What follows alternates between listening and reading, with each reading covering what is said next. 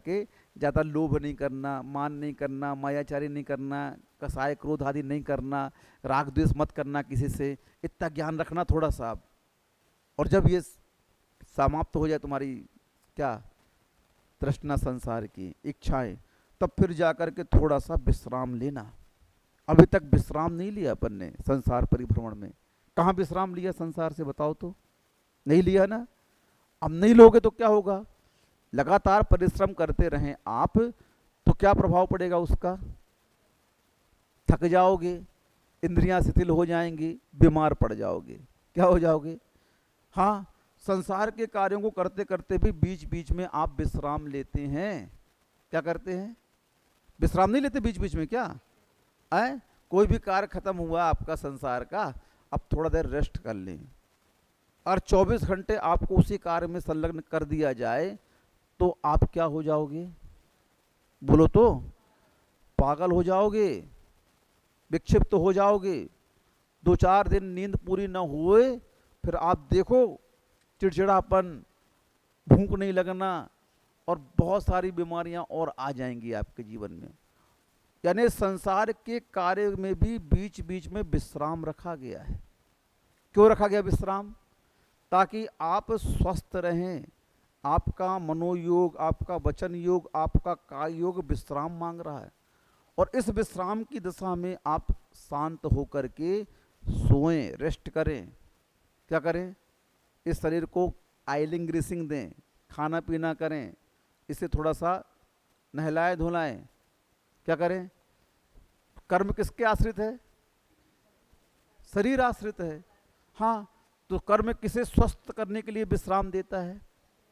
शरीर को स्वस्थ करने के लिए कर्म आपको बीच बीच में उन कार्यों के संसार के विश्राम दे रहा है, ताकि आप पुनः कल उस कार्य को करने के लिए तैयार हो जाएं। ये मिथ्या दृष्टि का लक्षण हो गया। सम्यक दृष्टि विश्राम लेता है संसार के कार्यों से। क्यों लेता है? नहीं, अब मुझे इस पर्याय में निवास नहीं करना है। इस पर्याय का प्रयोग मैं ऐसा करूंगा, क्योंकि साधन भी यही है हमारा। क्या है? मोक्ष मार्ग का साधन अगर कोई है, क्या है? शरीर है। अब शरीर के माध्यम से ही तो हम रत्न की आराधना करेंगे, और इस शरीर के माध्यम से ही तप की ओर जाएंगे। इसी शरीर के माध्यम से हम इंद्रियों के जो विषय हैं उसे परिवर्तित करेंगे, मोड़ेंगे थोड़ा सा इसको, उपयोग को। हर साधन तो यही पुद्गल बनेगा। अभी वह साधन भोग की ओर जा रहा है, और जब आपको सम्यक ज्ञान हो जाएगा तो वही साधन योग की ओर जाएगा। कहाँ जाएगा? लेकिन वह पुरुषार्थ गम्य है। कैसा है? यहाँ का पुरुषार्थ तो आपका अनादिकालीन है। संसार की क्रियाओं के लिए किसी प्रकार का पुरुषार्थ नहीं करना पड़ता है, अपने आप हो जाता है। बुरे विचारों के लिए क्या पुरुषार्थ करना पड़ता है बताओ थोड़ा सा? बुरे विचारों के लिए क्या पुरुषार्थ करना पड़ता है? बैठे बैठे, बैठे बैठे पता नहीं कहाँ से आ रहा, समझ में नहीं आ रहा। दिमाग कहाँ जा रहा, समझ में नहीं आ रहा। क्यों जा रहा, ये भी समझ में नहीं आ रहा। कौन भेज रहा, ये भी समझ में नहीं आ रहा दिमाग को वहाँ पर। वही तो कह रहे हैं, वही तो समझाना चाह रहे हैं, वही तो बताना चाह रहे हैं कि अपना मन इतना गड़बड़ है कि यह अच्छे विचारों को भी बीच कुविचारों में बदल देता है। अब बताओ क्या करें हम? है? अच्छी क्रियाओं में बैठे हैं, आज सोचा है कि नहीं, आज मन में बुरे विचार नहीं लाएंगे, बुरे कार्य नहीं करेंगे, सोच के आए हैं अपन, मंदिर में भी बैठ गए। अब देख लिया किसी को, लो निमित्त तो मिलेंगे ना। निमित्त नहीं भी मिलते हैं तो मनोयोग से अपने आप विचार उस तरफ चले जाते हैं। मान लो सामने कोई निमित्त नहीं भी मिला उस योग्य, तो मनोयोग ऐसा रहता है कि वो चला करके वहां चला जाता है। क्या हो गया? अभी कोई निमित्त नहीं है, वो बैठा नहीं मेरे सामने जिससे मेरा संबंध है। वो क्रिया मैंने कब की थी? बचपन में की थी। अब वो निमित्त कहां पर? स्मृति के रूप में आता है। किसके रूप में आ गया? साक्षात प्रकट नहीं हो रहा है, स्मृति के रूप में आ गया। ओहो, अब पूरा का पूरा उपयोग जो धर्म ध्यान का था कहां चला गया? कहां चला गया? आए थे हरि भजन को, ओटन लगे कपास। आए थे भगवान की भक्ति करने के लिए और फेर भी रहे हैं माला, कर भी रहे हैं पूजन, सुन भी रहे हैं प्रवचन, सब कुछ कर रहे हैं क्रियाएं। क्रियाओं में कहीं भी हमारी अटेंडेंस कहाँ लगी है? देवगुरु शास्त्र के पास लगी है, लेकिन मन कहाँ चला जा रहा है? अब बताओ कैसा है मन का संस्कार? बार बार इसे डांटना चाहिए। हाँ, आचार्यों ने सूत्र दिए कुछ, मन को नियंत्रित करने के लिए जरा सोचो, चिंतन करो। ये शरीर जराधर्मी है, कैसा है? ये शरीर वियोग धर्मी है, ये शरीर रोग धर्मी है, ये शरीर मरण धर्मी है। ये सब चिंतन का विषय पॉइंट है, बैठ करके सोचो। देखो वो आ रहे हैं लाठी लेकर के, कैसा है? जराधर्मी है, बूढ़े हो गए ये बैठे हैं सब बूढ़े बूढ़े लोग। क्या हो गया है? जीवन के आयाम 3, बचपन, जवानी और बुढ़ापा। उसके बाद क्या आएगा? मृत्यु। और क्या? इसके चौथा आयाम तो यही है उसका पड़ाव। अब इन पड़ावों में जाकर के भी हमारे ज्ञान चक्षु नहीं खोल रहे हैं, तो हम क्या करें बताओ? सब कुछ देखने में आ रहा है, ऐसा नहीं संसार में कुछ दिख नहीं रहा, हमें सब कुछ दिख रहा है। अपने आप में महसूस हो रहा है कि मैं अब कमज़ोर होता जा रहा हूँ, अब मैं शिथिल होता जा रहा हूँ, मेरी इंद्रियां कम काम कर रही हैं, मेरी शक्ति भी क्षीण होती जा रही है। सब कुछ देखने में आ रहा है, अपने आप में महसूस भी हो रहा है, लेकिन फिर भी आप इस सत्य को मानने के लिए तैयार नहीं होते। टॉनिक ले आओ क्या ले आओ? टॉनिक ले आओ, शरीर को मजबूत बनाने वाला। कितना भी टॉनिक पी लो, ये जो आप जैसे गरिष्ठ आहार कहते हैं ना, क्या? पिस्ता, बादाम, काजू, रबड़ी, मलाई, इससे शरीर की ताकत बढ़ेगी, घी वगैरह से। एक समय के बाद में ये भी काम नहीं करते, बल्कि उल्टा काम करते हैं। कैसा करते हैं? एक अवस्था होने के बाद ये शरीर कितना भी आप मेंटेन करके रखिए, सब शिथिल की ओर जाएगा, शिथिल होकर ही रहेगा। शक्ति का स्वभाव ही क्षीण होना है। क्या होना है? एक सा शरीर कभी भी नहीं बना रहेगा। आप खूब व्यायाम करते रहो, खूब अच्छी डाइट लेते रहो, ये बात अलग है कि आप स्वस्थ रहोगे, लेकिन बुढ़ापा तो आएगा और झलकेगा और अपना रूप दिखाएगा, बंदरों जैसा कर देगा। कैसा कर देगा? जगह जगह से झुर्रियाँ आएंगी। क्या आएंगी? हाँ, क्या होगा? जिते लटक रहो माँ, सीते लटक रहो माँ, सीते झुर्री पड़ गई। ये मैं हूँ, हाँ तुम हो। कौन है? तुम हो। अब एक दिन बच्चे दिखा रहे थे, बोले महाराज जी देखो ये हेमा मालिनी अब ऐसी दिखने लगी है, देखो ये डिम्पल कवाड़िया ऐसी दिखने लगी है। अरे उनका मुंह देख रहे थे हम, हमें देखो तो अपने ज़माने की हीरोइन है ये, अब इनका मुंह कैसा दिख रहा है, इतना गंदा दिख रहा था कुछ पूछो ना। उसके ऊपर 1 इंच का फाउंडेशन लगा करके मेकअप करते हैं तो वो फिर से चमकदार दिखने लगता है। कैसी चमक है? आर्टिफिशियल। कैसी है? आर्टिफिशियल चमक है। अब तुम कितना भी छुपाओ उस मेकअप के पीछे असलियत को, हाँ, कागज का फूल तो कागज का फूल ही रहेगा। कितना भी आप उसमें सेंट डाल दो, वो हाँ नहीं आएगी, सेंट की तो आएगी, लेकिन वो आकर्षण उस पर हाँ गुणकारी नहीं होगा, वो उतना हसीन नहीं दिखेगा। ऐसा इसका स्वरूप ही कहा गया है। कितना भी आप कुछ भी करते रहो, परिणमन को हम रोक नहीं सकते हैं। किसी भी परिणमन को रोकने की शक्ति नहीं हमारे पास में। हाँ, उस परिणमन को देख करके अपने परिणाम को बदलने की योग्यता जरूर है हमारे पास में। क्या है? उस परिणमन को देख करके बदलो, आप अपनी आदत सुधारो, अपने नेचर को बदलो। नहीं अब भैया कहाँ तक करते रहेंगे थारी मारी, अब तो छोड़ो थोड़ा सा, अब मुझे राग नहीं करना, द्वेष नहीं करना। कब तक संसार के संबंधों के पीछे दौड़ते रहेंगे, कब तक इनकी चाकरी करते रहेंगे? ब्याह हो गया, हाँ बच्चे हो गए, अब बच्चे बड़े हो गए, अब इनकी भी शादी हो जाए, अब इनके भी बच्चा हो जाए, अब इनके बच्चा और बच्चा बड़े हो जाए, उनके बच्चों की भी शादी हो जाए। ये तो अनवरत रूप से चलता रहेगा। कौन रोकेगा इस चक्र को? बताओ ना, इस चक्र को कौन रोक पाएगा? और तुम बस इसी ख्वाब में जिंदा हो, हमारा नाती हुए, हमारा पोता हुए, पोता को पोता हुए, पोता को, और कर तो कहाँ तक 2 पीढ़ी 3 पीढ़ी देख पाओगे, बस उसके बाद तो जाना पड़ेगा ना, छोड़ना पड़ेगा। तो अभी से छोड़ने का प्रयास करो। अपने आप को क्या मानो? अपराधी मानो। तुम संसार की कैद में हो। कहाँ हो? क्या है ये तन? कारागृह, वनिता बेड़ी, परिजन है रखवारे। अब क्या करोगे? एक छोटा सा घर बना लिया आपने, उसी की 4 दीवारी में बंद हो आप, कैद हो। 2 प्रकार की कैद होती है, एक खुली जेल होती है और एक बंद जेल होती है। जो खतरनाक अपराधी होते हैं ना, उनको बंद जेल में रखा जाता है, और जो सुधरने वाले अपराधी होते हैं उनको खुली जेल में रखा जाता है। अब आपको किस अपराधी में गिना जाए?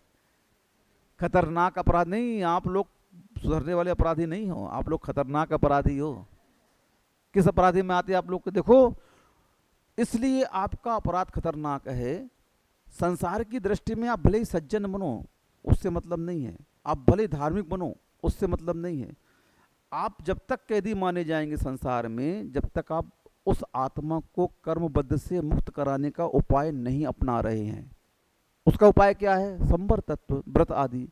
जब तक व्रतों की ओर आपके परिणाम नहीं हो रहे हैं, उन व्रतों को अंगीकार नहीं कर रहे हो, तब तक आप अपराधी की श्रेणी में ही हैं, तब तक आप अज्ञानता की श्रेणी में ही हैं। आपको ज्ञान नहीं है सही। ज्ञान होने के बाद में उन व्रतों को अंगीकार न कर पाए हम, तो आपका ज्ञान अज्ञान ही कहलाएगा। क्या कहलाएगा? महाराज जी का करिए, कोई करवे वालों नहीं है, ये हमारी मजबूरी नहीं है। हमारे तो 80 साल के महाराज के लिए आप करते नहीं करते हो। 80 साल का साधु आ जाएगा, 90 साल का साधु आ जाएगा आपके यहाँ, तो आप चर्या नहीं करवाओगे क्या उसकी? तो अपनी क्यों नहीं कर रहे हो? हैं? साधुओं के लिए चौका लगा रहे हो, अपने लिए क्यों नहीं लगा रहे हो चौका? तुम बताओ। यानी तुम स्वयं के बारे में सोच ही नहीं रहे हो, फिर क्या करें हम? बताओ क्या करें? अंदर का परिणाम बदलने का पुरुषार्थ अपने आप को ही करना पड़ेगा। कोई इस कार्य को करा नहीं सकता आपके। स्वयं आपको सोचना पड़ेगा अपने बारे में। ओ, मैं अपराधी हूं। 3 बार प्रतिक्रमण करते हैं हम लोग, 3 बार कुंद कुंद महाराज हमसे पापी कहलवाते हैं। पापिष्ठेन दुरात्मना जड़दिया माया बिना लोभिना रागद्वेष मलीमसेन मनसा दुष्कर्म निर्मितम। मैंने पापी हूँ, दुरात्मा हूँ, जड़ दिया हूँ, मैंने मन के द्वारा, वचन के द्वारा, काय के द्वारा जो अपराध किया हो, तस्मिच्छा में दुक्खड़म। 3 बार महाराज से क्या कहलवा रहे हैं? पापी कहो अपने आप को, परमात्मा नहीं मानो। ठीक है, साधु बन गए हो, कोई बड़ा तीर नहीं मान लिया तुमने साधु बन करके। साधु बनने के बाद में अभी कार्य शुरू हुआ है तुम्हारा। क्या हुआ है? और उस कार्य में आप कितना आगे बढ़े हो, उस साधन में आप कितना आगे बढ़े हो? क्या देखा अपने आप में? अपने आप में आपने क्या देखा? अपने आप को आपने क्या देखा? क्या किया तुमने? कुछ किया कि नहीं किया? क्या तरक्की की? पिताजी ने पूछा, बेटा इतना धन दौलत दिया था तुमको, क्या तरक्की की तूने? बता, क्या विकास किया तूने? बता। कुछ नहीं पिताजी, आपकी पूंजी सेफ है, घर का खर्च चल रहा है। क्या चल रहा है? यानी जहां थे वहीं हो। देवगुरु शास्त्र की भक्ति पूजा आराधना की थी, उसका परिणाम पुनः से ये कुल मिल गया, और अब क्या कर रहे हो? पुनः देवगुरु शास्त्र की भक्ति कर रहा हूं, बस इतना ही। जो पूंजी दी थी, उस पूंजी को तुमने कितना बढ़ाया ये बताओ तो पहले। क्या किया? व्रतों को अंगीकार किया? महाव्रती बनने का परिणाम आया अंदर? नहीं आया। तो फिर क्या तरक्की किया आपने? बताओ। कुछ नहीं किया। यानी उस अज्ञानी में और तुम में कोई अंतर नहीं है।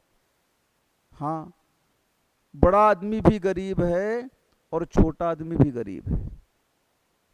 क्या? बड़ा आदमी भी क्या है? गरीब है, और छोटा आदमी भी क्या है? गरीब है। क्यों? दोनों संसार की चाह की ओर दौड़ रहे हैं, दोनों पदार्थों की ओर जो दौड़ रहे हैं। गरीब आदमी को क्या चाहिए? हैं? बड़े आदमी को क्या चाहिए? धन। दोनों को धन चाहिए, दोनों के लक्ष्य में क्या अंतर देखा मुझे बताओ तो पहले। हैं? बड़े आदमी को क्या चाहिए? बड़ी कारखाना और मेल, एक की जगह 4-5। छोटे आदमी को क्या चाहिए? एक दुकान हो जाए अच्छी सी, एक मकान हो जाए अच्छा सा। यानी दोनों किसके पीछे दौड़ रहे हैं? एक की चाह बड़ी है, एक की चाह छोटी है, लेकिन चाह में दोनों जी रहे हैं। सबका उद्देश्य क्या हुआ? दोनों का लक्ष्य एक ही चल रहा संसार में। तो गरीब तो दोनों ही हो तुम लोग, धर्म की दृष्टि में दोनों गरीब हैं। क्यों? संसार की चाह के पीछे वो भी दौड़ रहा है, तुम भी दौड़ रहे हो। दौड़ दोनों की किस दिशा में जा रही है? एक ही दिशा में जा रही है। मतलब दोनों क्या हो गए? गरीब हो गए तुम लोग। दोनों क्या हो गए? कैदी हो गए तुम लोग। अपने ही मकान बनाए हुए मकान में कैद हो आप लोग। क्या हो? चार दीवारी में क्या है? आप कैद हैं। हर जगह पाबंदी लगी है आपके लिए। एक कदम बाहर निकालो, कहाँ कहाँ कहाँ हैं? वो तुमसे पूछेंगी और तुम उनसे पूछोगे, और दोनों मिलकर के बच्चों से पूछोगे, कहाँ बेटा, कहाँ कहाँ जा रहे हैं? हाँ हैं? हाँ, क्या होता है? बता के जाना पड़ता है। मंदिर जा रहे हैं, कहीं तो नहीं जा रही घूमबे फिरबे, कहूँ चाट माट खावे हैं कोई के संगी सका संगी के साथ में हैं? नहीं, सब ध्यान रखना पड़ता है। यानी सब आपके ऊपर सीसी कैमरा लगा हुआ है। आप मुस्कुराते रहें, आप सीसी कैमरे की नज़र में है। किसकी नज़र में है? लगा रहे तो चौराहे में लगा है। सावधान रहें आप सीसी कैमरे की नज़र में हैं। आपको कौन देख रहा है? कैमरा देख रहा। वहाँ कर्म का कैमरा अलग लगा हुआ है, तो यहाँ परिवारजन का कैमरा अलग लगा। कहाँ तक बचोगे बताओ? कोई भी कार्य छुपता नहीं है कभी भी। छुपता है क्या? बताओ, क्या छुप रहा है? कुछ नहीं छुपता है। ना अच्छाई छुपती है और ना बुराई छुपती है, दोनों सामने आ ही जाती है। ये दोनों सुगंध और दुर्गंध की तरह हैं। अच्छाई और बुराई किसकी तरह है? ना सुगंध को आप छिपा सकते हो और ना दुर्गंध को आप छिपा सकते हो।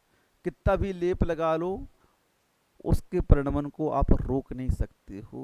हाँ, दुर्गंध आ रही है, सेंट लगा के निकल जाओ, लेकिन दुर्गंध तो अपना प्रभाव दिखाएगी दिखाएगी।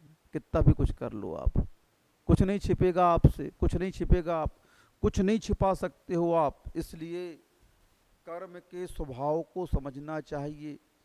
ये परिणाम अंदर हमारे जागृत होना चाहिए। ये सब मुझसे भिन्न है, मैं इन सब से निराला हूँ, मैं चेतन स्वभाव वाला हूँ, मैं ज्ञाता दृष्टा स्वभाव वाला हूँ। ये सब मेरे से भिन्न पदार्थ हैं। चिंतन तो करो भैया थोड़ा सा।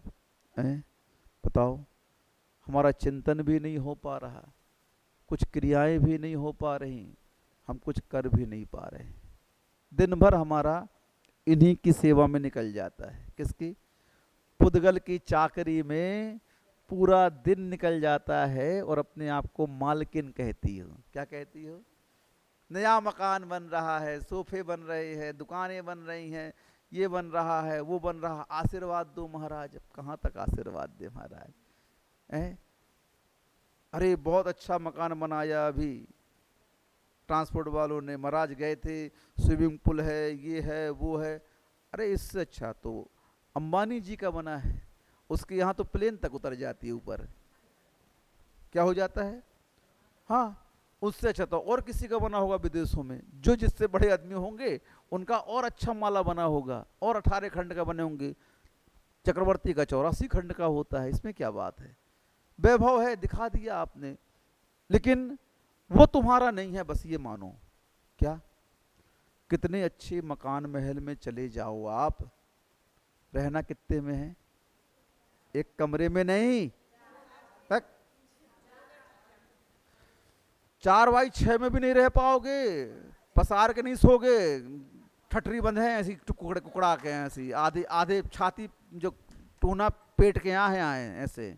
ऐसे कुकुड़ा के सोहो, गुड़ी मार के, कुंडली मार के सांप घाई हैं, पाँव पसारे कौन सोते बताओ बताओ। अब बताओ एक गरीब आदमी भी झोपड़ी में सो रहा है, तो वो एक झोपड़ी छोटा सा कमरा नहीं है, महल उसके देखा देख नहीं है, सो तो वो भी रहा है ना, है? ठीक है तुम डनलप के गद्दा में हो, वो कथरी में सो रहा हो बेचारो, वो तो अलग बात हो गई। बड़े आदमियों की तो हालत और ख़राब रहा थे। हमने सवेरे प्रवचन बोल चुके, सब बता चुके कई बार हम हो रहे हैं। हाँ, नींद नहीं आ रही, भूख नहीं लग रही हो तो ठूस रहे हैं ज़बरदस्ती, गोली खा खा के बचा रहे हैं। क्या कर रहे हैं? हाँ, इंजेक्शन लगा लगा के लो लो, शुगर हो गई तो ठूसो पहले एक, फिर खाओगे बाद, इंसुलिन लगाओ फिर खाओ। ये तो सब चल रहा संसार में, ये सब चलता रहेगा। इन सब के बीच में रह कर के हम कितना सोच रहे हैं? अपराधी मान रहे हो कि नहीं मान रहे हो अपने आप को, बोलो।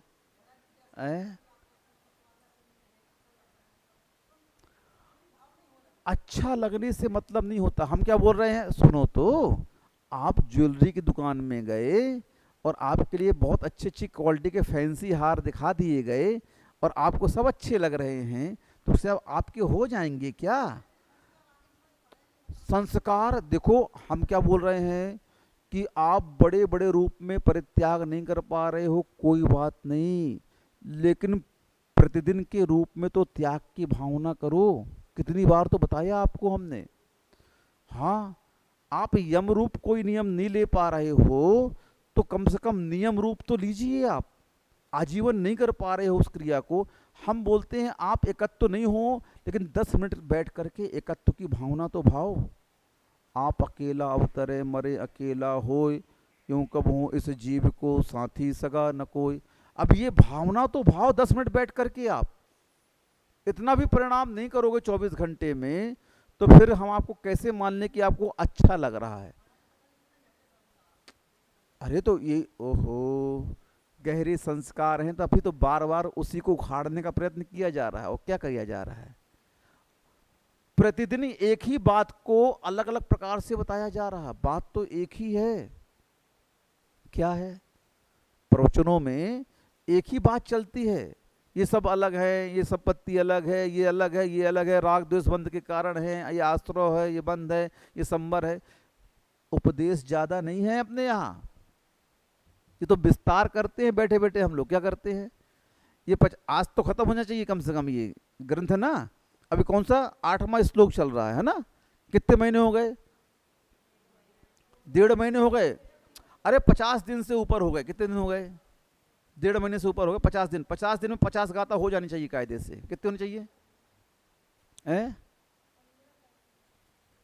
हाँ तो 15-15 हुए, 30 कितने दिन हो गए? 40 दिन हो गए, 50 दिन नहीं हो गए।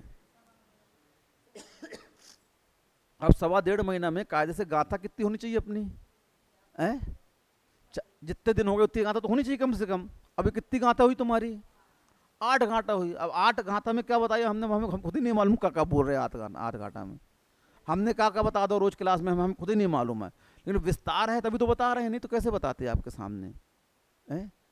तो उस विस्तार में हम थोड़ा सा भी संक्षेपी कर लें अपने जीवन में तो पर्याप्त है। हम थोड़ी देर के लिए बैठे एकांत में, उस एकांत में ये धारणा तो बनाओ, ये मुझसे भिन्न है, ये मुझसे भिन्न है, ये मुझसे भिन्न है, ये मुझसे भिन्न है, मैं इन सब से भिन्न हूँ। एकत्व और अन्यत्र भावना की ओर तो जाओ कम से कम। ये मुझसे भिन्न है, मैं इनसे भिन्न हूँ, ये मुझसे भिन्न है, मैं इनसे भिन्न हूँ। यही है असली स्वरूप वेद विज्ञान का। और क्या है? बड़े बड़े योगी ध्यान में बैठकर यही तो करते हैं। तुष्मास भिन्नम, दाल अलग है, छिलका अलग है, आत्मा अलग है, शरीर अलग है, ये अलग है, मैं अलग हूँ, वो अलग है, ये अलग है, सब अलग है। यही तो करना है अलग अलग। और क्या करना है? और क्या करना है? चावल से कंकड़ तो बीनना है कि कंकड़ से चावल को बीनना है? क्या करना है? चावल से कंकड़ बीनना है ना, तो बीनो ना, वही तो बिनवाना है तुमसे। और क्या करवाना हमें? भाई ये चावल है, ये कंकड़ है, क्या खाना चाहोगे? तो कंकड़ अलग करो ना। ये आत्मा है, ये शरीर है, किसका अनुभव करना चाहते हो? आत्मा का। पुद्गल को अलग करो, बिनो छाटो इसको अलग करो। उसका अनुभव क्यों नहीं हो पा रहा है? आत्मानुभूति क्यों नहीं हो पा रही है? क्योंकि हमारा पूरा उपयोग पर पदार्थों में लगा हुआ है। कहाँ लगा हुआ है? कितनी बार तो बोला भैया, जहाँ देह अपनी नहीं तहाँ न अपना कोई, जन्मे मरे अकेला चेतन, सुख दुख का भोगी, क्या किसी का देह जुदी होगी, कहाँ गए चक्री जिन जीता, भरत खंड खान। कितने बार तो 12 बार तो बता दिए तुमको ये करो। 12 भाव हम क्या बता रहे हैं? यही तो बता रहे बार बार आप लोगों के लिए कि भाई ऐसा करो ऐसा करो ऐसा करो। उसके बाद भी परिणामों का परिणमन नहीं हो पा रहा है। ये हमारी अज्ञानता है। क्या है? फिर भी हमें अभ्यास के तौर पर जब भी टाइम मिले तो बैठ करके अपने ज्ञान के माध्यम से अपने उपयोग में इसे अपने से भिन्न देखें। इसे क्या देखें? मैं इनसे भिन्न हूँ, मैं इनसे भिन्न हूँ। ये संस्कार बार बार डालना चाहिए। समाइक क्यों की जाती है? इसीलिए। गुप्ती क्यों लगाई जाती है? इसीलिए कि मैं इन सब से भिन्न हूँ। ये चिंतन करो बैठ करके। एकत्व की शरण में जाओ थोड़ा सा। नहीं जाओगे नहीं मिलेगा। मात्र परिणाम करने से कुछ नहीं होता है। आप देख के आ गए, जवाहरात की दुकान में जाकर के आ गए, देख रहे हो आप अच्छे अच्छे हार लगे हुए हैं, सब कुछ लगा हुआ है, लेकिन मिलेगा कब? जब आप द्रव्य देंगे तब। अकेले भाव से मिलने वाला नहीं है। वो देख लेगा दुकानदार, ये तो फक्कड़ आदमी है, कुछ नहीं इसके पास में, ऐ उठो, टाइम खराब कर रही है आकर के। क्या कर रहे हैं? हाँ, वो पहचान जाता है कि टाइम पास मूंगफली है, यूं ही आए हैं देखने के लिए। बहन जी चलिए यहाँ से निकलिए, भगा देता सीधे ज्वेलरी वाला। चलो, वो जान देता ये लिवार नहीं है। हाँ, वहाँ से तुम्हें भगा दिया गया, बताओ, उठो यहाँ से, जाओ बाहर अपने घर जाओ। क्यों? क्यों? हाँ, द्रव्य नहीं है। द्रव्य भाव का संयोग बराबर होना चाहिए। पूजन करके तो आ गए द्रव्य से, भाव नहीं लगाई तो कोई काम का नहीं। भाव से पूजन करके आ गए, द्रव्य नहीं लगाया तो बस द्रव्य भाव का संयोग एक साथ होना चाहिए। जिस प्रकार द्रव्य से भोजन करते हैं तो भूख मिटती है, भाव भोजन करोगे तो क्या होगा? कुछ नहीं होगा, भूख नहीं मिटने वाली है। इसी प्रकार से धर्म की प्रत्येक क्रिया द्रव्य सहित भाव सहित करनी चाहिए, तब जाकर के उसका परिणाम, उसका रिजल्ट, उसका फल हमारे जीवन में आता है। इसलिए ये सब हमारी आत्मा से भिन्न है। चाहे वह शरीर हो, चाहे ग्रह हो, चाहे धन हो, चाहे पुत्र हो, चाहे स्त्री हो, चाहे शत्रु हो, चाहे मित्र हो, ये सब व्यवहार में इसे अपना कहते हैं, लेकिन यह मेरी आत्मा से भिन्न है। ये सब मोह करवा रहा है मुझसे। कौन करवा रहा है? हाँ, अगर हम उस दुश्मन के स्वभाव को नहीं जानेंगे तो फिर हम उससे बच नहीं सकते हैं। वो घात करेगा। हाँ, उसकी शक्ति का ज्ञान होते ही उसकी शक्ति से ज़्यादा शक्ति लेकर के उसके ऊपर प्रहार करेंगे, तब वह जाकर के पराजित होगा, हारेगा। नहीं तो हारेगा नहीं। उसका बहुत प्रबल है, उसका बल बहुत ताकतवर है, वो मोहिनी कर्म। हाँ, मोहिनी कर्म अगर हारेगा तो मात्र एक वैराग्य और वीतरागता के माध्यम से ही हारेगा। जब तक वैराग्य और वीतरागता आपका आधार नहीं बनेगी उपयोग का, तब तक उस मोहिनी को आप पराजित नहीं कर सकते हो, हरा नहीं सकते हो। इसलिए तत्व चिंतन के माध्यम से, स्वाध्याय के माध्यम से हमें थोड़ी देर के लिए भेद विज्ञान की शरण में जाना चाहिए। थोड़ी देर के लिए चिंतन हमारा एकत्व का होना चाहिए, अन्यत्व का होना चाहिए। इन परिणामों को लेकर के हम अगर आत्मा को संस्कारित करते हैं, इनको अपने से भिन्न मानते हैं, अलग मानते हैं, तभी हम इन पदार्थों के प्रभाव से बच सकते हैं। नहीं तो ये अपना प्रभाव तो अनादिकाल से दिखा ही रहे हैं। कैद में बांधे हुए हैं। बनता बेड़ी परिजन है रखवारे। ये सब बेड़ी तो है संसार की, और क्या है? किसके कारण? उसके कारण। किसके कारण? उसके कारण। किसके कारण? उसके कारण। बस उसके उसके उसके बताते रहते हो कारण के रूप में, और अपना कुछ नहीं बताते कि मोह के कारण है। उसने ऐसा कर दिया, उसके कारण ऐसा हो गया। पूरा का पूरा अपनी करनी आप करें सिर, औरन के धरता। हाओ, धरत रहो, उससे क्या होना? क्या होना उससे? कर्म पराजित नहीं होगा। कर्म तो यही चाहता है, तुमसे जो कराना चाहता है वो करा रहा है, इसलिए उसकी जीत हो रही है। वो हंसाता है तो हंसते हो आप, खुशी दे दिया, हंसो हंसो खुशी में थोड़ा सा हाँ अब गम दे दिया, रो थोड़ा सा, रो रो, वियोग कर दिया, रो, तुम रोने लगे तुम। वो जब हंसा रहा तो हंसते हो, और जब रो रहा तो रो रहे हो तुम। कौन मर गया, कौन जिंदा हो गया, क्या खुशी क्या गम, ये सब कर्माधीन व्यवस्था है। क्या है ये? हाँ, ये हमारा स्वभाव नहीं है सुख दुख, ये तो कर्म का प्रभाव है। सुख दुख किसका प्रभाव है?